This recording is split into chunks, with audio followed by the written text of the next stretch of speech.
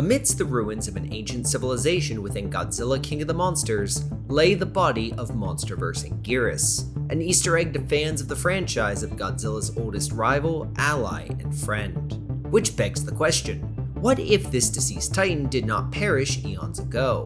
What if MonsterVerse Anguirus lived? Before I can fully dive into this scenario, I'll need to fill in two very large yet important holes in MonsterVerse lore.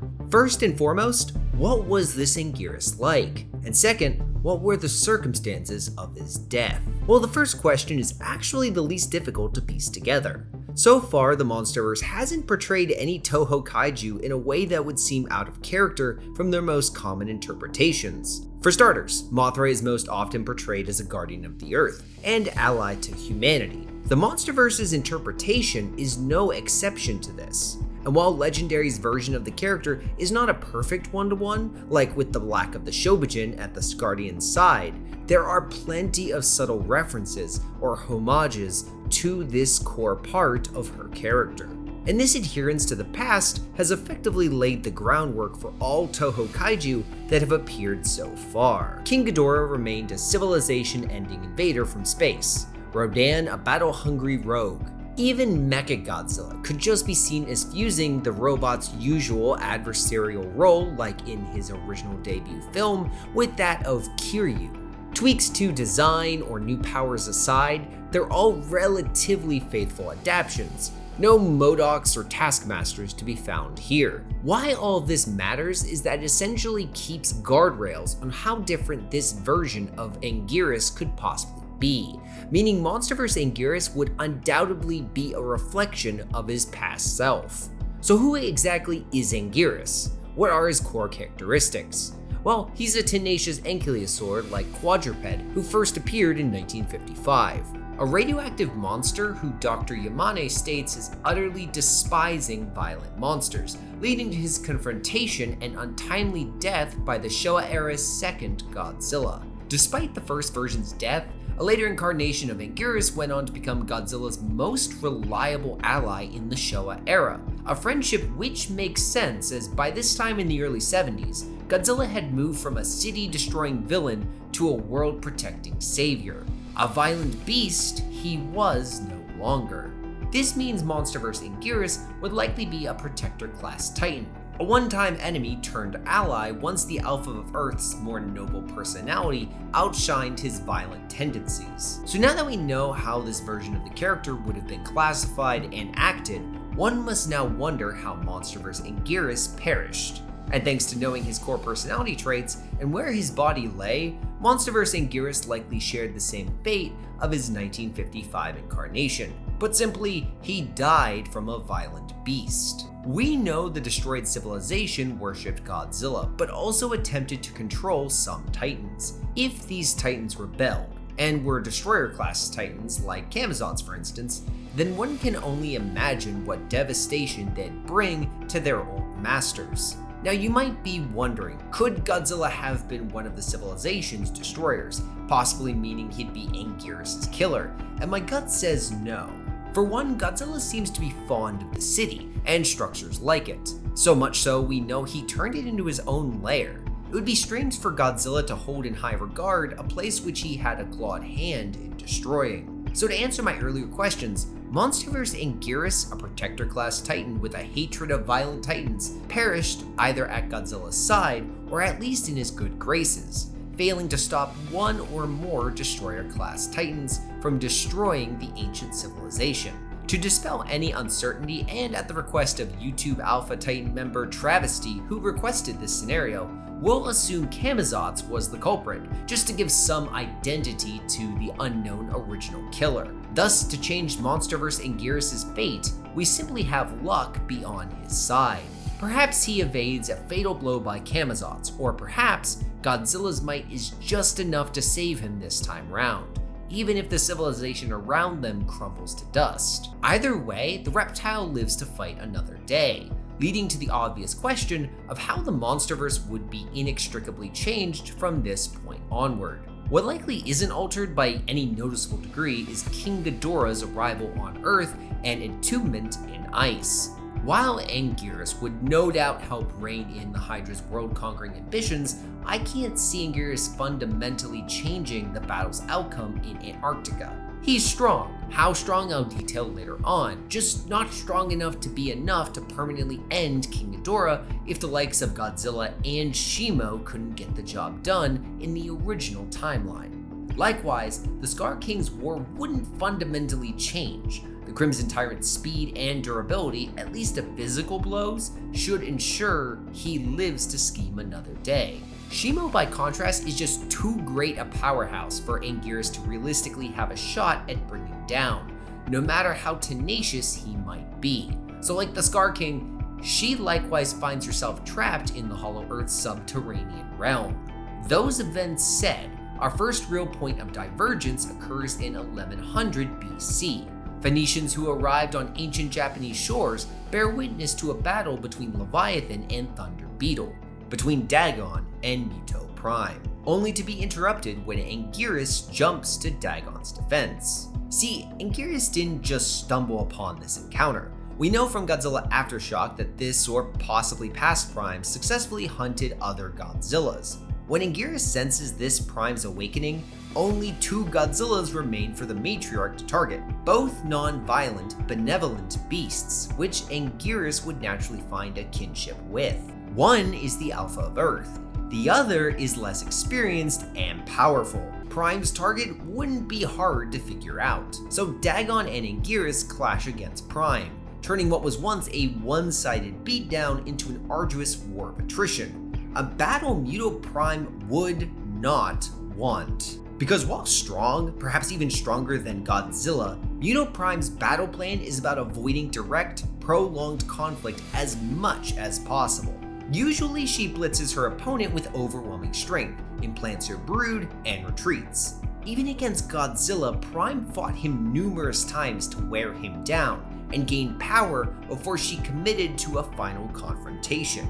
Now picture her here, an easy battle against surprised prey made arduous because another Titan decided to interrupt. A Titan who's too stubborn to stay down, whose spiked shell can withstand her unmatched strength, and an annoyance who keeps interrupting every time she attempts to infect Dagon. At some point, Prime's tactics would need to change. She would need to realize her target would need to change. Thus, the kid gloves come off. Dagon's spines are shattered via sonic screech. Prime mortally wounds the giant, then turns her attention to the pesky ankylosaur. After pummeling Anguirus with the same frantic energy Kong would display nearly 3,000 years later on evolved Godzilla, Anguirus goes still long enough to be infected by Prime's new brood. Her mission accomplished, Muto Prime retreats. Anguirus cursed to suffer the same fate of Dagon. Except here,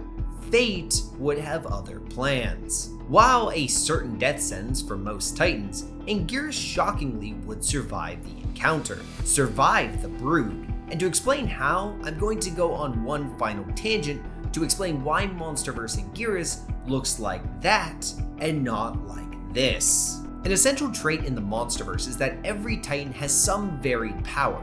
Godzilla breathes atomic fire. Molten magma flows through Rodan's veins. They're all not flashy or extremely powerful, like Behemoth's special power is fertilization of soil, but for the most part, they're unique quirks, separating Titans from megafauna. Enter Anguirus, whose best known special ability is a sonic screech, a trait shared by not one, but 2 already established Titans, Muto Prime and Camazotz. While there is nothing wrong with a third Titan with this sonic roar ability, on a meta level, I believe the people in charge of the MonsterVerse would opt for another route to make Anguirus more unique. At least more unique than a Titan whose special ability is that he can roll into a ball. Cut to GMK, at least the original script by Susuke Kaneko. In it, Anguirus was not only meant to be one of 3 guardian monsters, he was supposed to emit an aura of sheer cold, the inverse to Baragon's scrapped superheated body.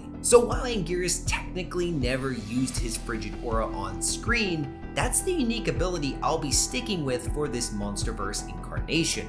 And to sew the ankylosaur into the MonsterVerse lore just a bit tighter, to explain this gift of frost, we'll have him as a distant descendant of Shimo, like what Doug is theorized to be for Godzilla. Essentially, a titan who can harness the sheer cold of his ancestor, just not the frostbite breath. Which means shortly after Muto Prime infects her young into the ankylosaur, she gets to listen to their distant screams as her young are frozen solid. And while Prime may seek revenge or want to infect a new batch of her young into a living host, she'd likely have exerted too much energy to attempt another battle, considering Dagon's death means the only reliable monster left for her to prey upon is Godzilla. Now let's say Muto Prime waits decades, perhaps a few centuries before making her move, using that time to heal and siphon natural radioactive deposits. If she attacked Godzilla, the matriarch would likely be crushed rather quickly. There are no nuclear power plants to absorb in this ancient world of man, no easily accessible deposits of radiation that aren't claimed by other titans. Prime can't rely on the same successful strategy like she did in the modern day, because Godzilla has the far more rich radioactive den to rejuvenate in after every encounter. If Prime gets bold, in a straight 1v1, Godzilla has the experience, durability, and firepower to stop her for good, and that's without Anguirus, who likely wants some vengeance for Dagon. Without her brood, the Mutos wouldn't create the tragedy which befell John Jira in 1999, or sparked G-Day in 2014. But shockingly, those are minuscule changes compared to the world-altering ramifications Anguirus unintentionally set into motion, all because of one seemingly inconsequential detail: where Dagon died. Originally, Dagon perished from the Muto larva siphoning the life out of him within his lair in the Philippines. In this timeline though, Dagon dies on Kyushu, in the open, on a populated, well-settled island. Radioactive fallout from the corpse may benefit the local flora, spurring unimaginable growth like what happened after the female Muto left Las Vegas, but in this instance, we know what radioactive power lay inside Dagon was still dangerous to humans after thousands of years. Because of this, I can see Dagon's resting place being a sacred land, a grave too dangerous for locals to visit due to lingering radiation, but a location man, specifically 20th century governments, would look at with great interest, especially after other Titan sightings like those involving the Ion Dragon or Godzilla. Sure, Sean, Keiko, and Bill may still be the trio which puts the pieces together, discovering the greater MonsterVerse, but I doubt Monarch comes into existence in the same way. By now, thanks to Dagon's corpse, Titans may have been thought of as extinct creatures by the general public, kind of like the giant squid in real life. Large animals which at one time roamed the earth, but are surely no longer around. Then a few sightings later, everyone is taken by surprise when they're revealed to be still stalking the planet. Now, could a Titan like Yamato no Orochi absorb Dagon's lingering radiation? We do know, after all, that Titan calls Japan home and might see Dagon's corpse as a radioactive snack. Yes, he could indeed, and in that scenario, Asian history likely spirals into something unrecognizable. Because if people could get close to Dagon's remains, close enough to say create bone powder from his skeleton for medicinal or personal use, imagine the black market demand. We see this exact scenario in Pacific Rim with the Kaiju black market run by Hannibal Chow, except here, what people would be mixing with herbal recipes or mortality dishes is irradiated Titan bone powder. While theoretically this could imbue people with superhuman health, my money is that at best, it gives people radiation poisoning. At worst, they join Dagon in the afterlife.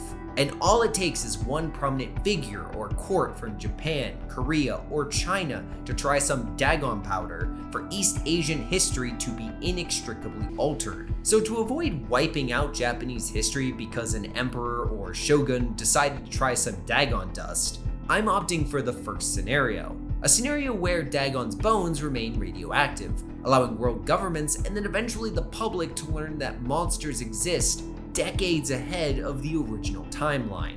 And while I could go over such a scenario with great depth, for the sake of refocusing on the star of this video, I'll just summarize some general trends. The Skull Island expedition likely wouldn't experience the same disastrous results as in the original film, as there's no need to prove monsters exist. The mission is merely reconnaissance, without any deployment of bombs to stoke a certain Guardian's wrath.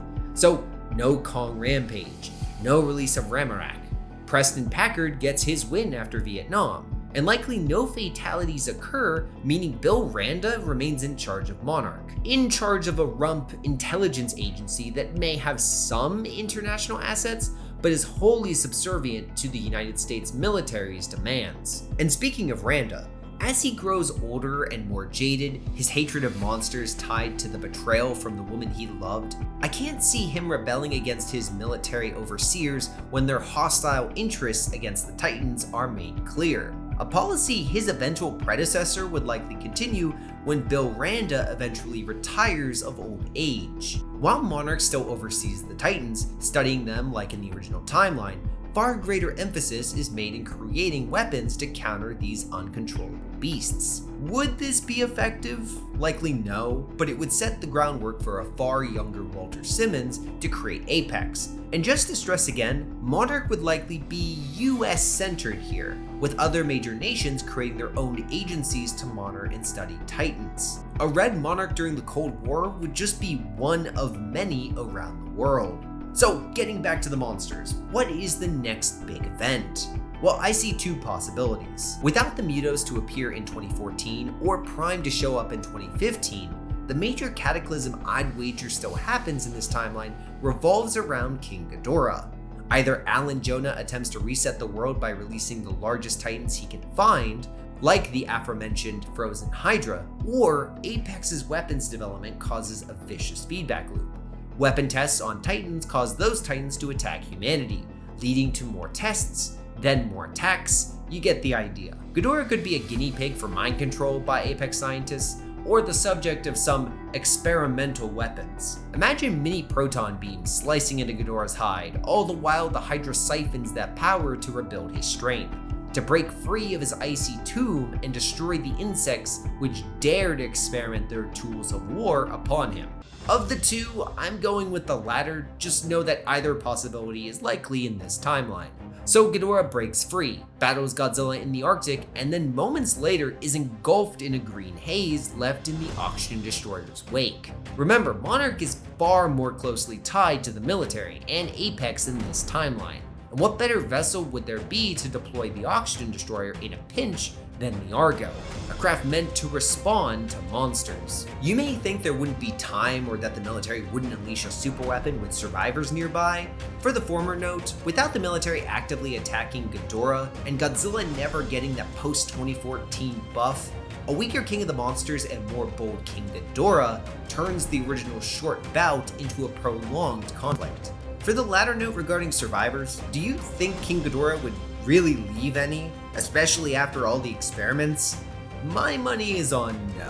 What was once apathy or playful intrigue of humanity is now sheer animosity. With no one alive at the site and having gained all the time needed to deploy the weapon, the Oxygen Destroyer is deployed into Antarctica.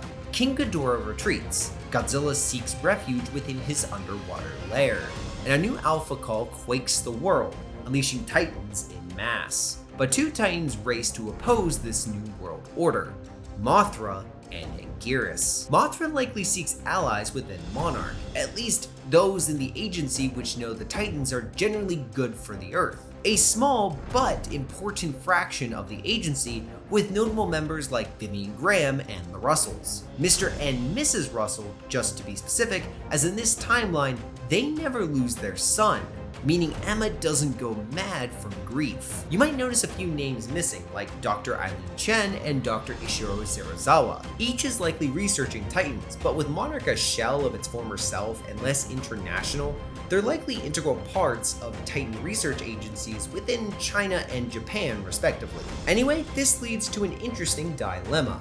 Who sacrifices themselves to jumpstart Godzilla without Serizawa here? Leave your thoughts below on which you think would accept that one-way ticket, but my money is on Mark Russell. Check out my full reasoning in this gray shot note above, but the TLDR is that I think Mark would believe Emma to be a greater figure in their children's lives than himself. So as Mark supercharges Godzilla to get him back into the fight, let's refocus on Anguirus. When King Ghidorah broke free of his tomb, Anguirus would beeline it in his direction to help Godzilla.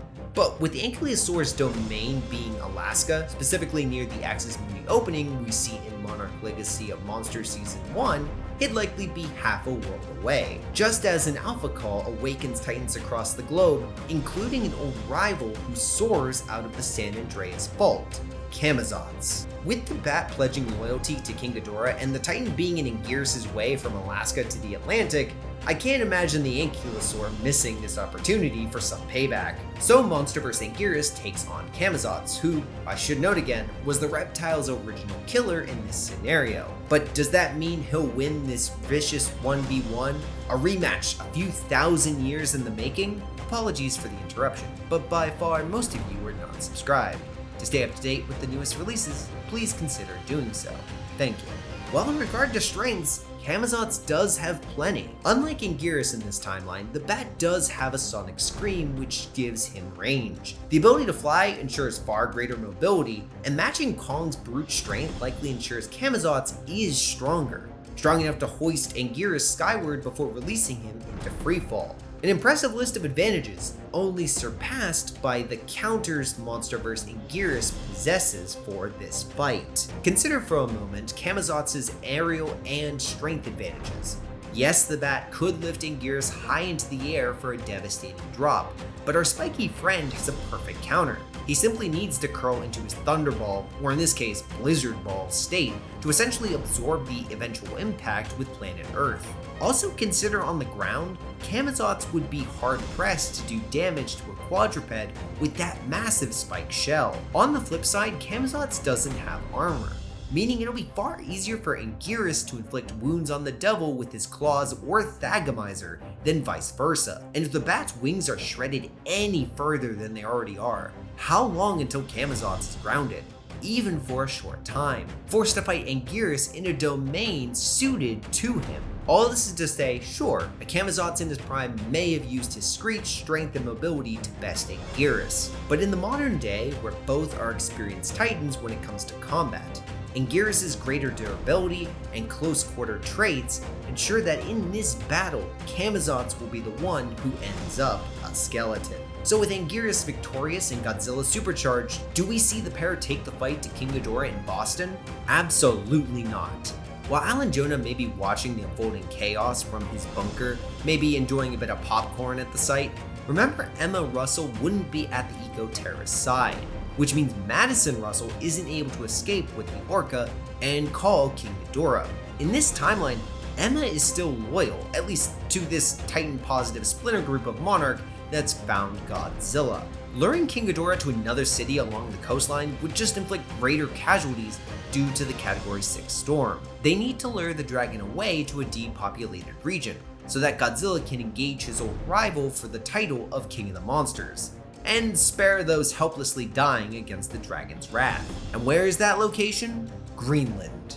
I promise I'm not trying to be topical. Greenland's sparse population of 50,000-ish could be evacuated far more efficiently than the millions living in coastal metros along the eastern seaboard, making it the perfect battleground compared to luring the Hydra to, well, anywhere else. Thus, the frozen region would become the battleground for Godzilla, Mothra, and Anguirus to clash against King Ghidorah. And in this 3v1, the Hydra may be the strongest Titan on the field, however, greater strength will not help in a fight where he's constantly blindsided from every angle. Mothra from above, Anguirus from below, all while Godzilla keeps up the frontal pressure. King Ghidorah would simply find himself always on the back foot against 3 extremely capable and experienced titans, able to push back a single titan, maybe 2, merely for the 3rd to dampen any momentum the invader might be able to claw together. Luck wouldn't be on Ghidorah's side either here.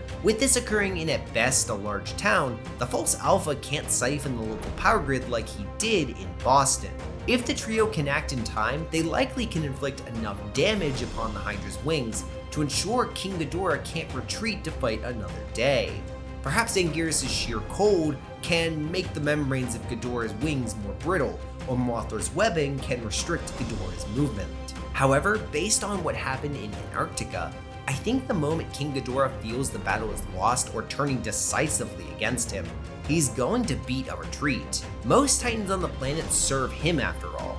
All he needs to do is wait for his reinforcements to arrive, to turn the odds to his favor. So King Ghidorah retreats, ascending into the high atmosphere, merely to run headfirst into Rodan. Having avoided the beatdown he suffered in the original timeline with the oxygen destroyer's deployment in Antarctica, and the Orca not being used to awaken him, Rodan would never have been brought to heel by Ghidorah, so Rodan wouldn't be incentivized to join the fray on Ghidorah's side when he eventually arrives in Greenland, especially not after witnessing the supposed new alpha of Earth run from a fight with his twin tails tucked beneath his legs. Rodan doesn't hesitate to attack, driving Ghidorah back down where everyone else can tear into him like the Showa-era monsters of Earth did to the original King Ghidorah. There is no escape for the Hydra this time around, especially not with Rodan and Mothra blocking any possible aerial retreat. King Ghidorah is torn asunder and vaporized, permanently ending the extraterrestrial tyrant. It's a hard-fought victory, one which for Godzilla reaffirms his alliance with the Queen of the Monsters, assures he has a constant ally in that of Anguirus, and places Rodan firmly in Godzilla's good graces, something which will likely ensure the molten avian isn't forcibly placed into hibernation like his canon counterpart. As for Monarch, after the resounding success of Graham and Emma's plan, the pair likely would hold far more say in the future of Monarch, and given Emma's drive and devotion to the cause, it may be enough to see her take the role as head of Monarch, clawing independence and power away from the military and other heads of government. Though can Emma truly re-establish Monarch's independence? How will Apex take the resounding defeat of their weapons program against King Ghidorah? And finally, what other consequences will occur with Anguirus' involvement within the MonsterVerse? Well, all that and more will be explored in an eventual part 2, as this concludes the first part of this scenario, a scenario submitted by longtime What If Kaiju YouTube member Travesty. If you want the chance for your own scenario to be covered on the channel, or would like to help pick future scenarios, become a member today. You'll get plenty of perks like voting on every scenario, just like the next entry, What If Zilla Was in the MonsterVerse Part 3. As always, I'm GrayShot151, and I'll see you all next time. Until then, later.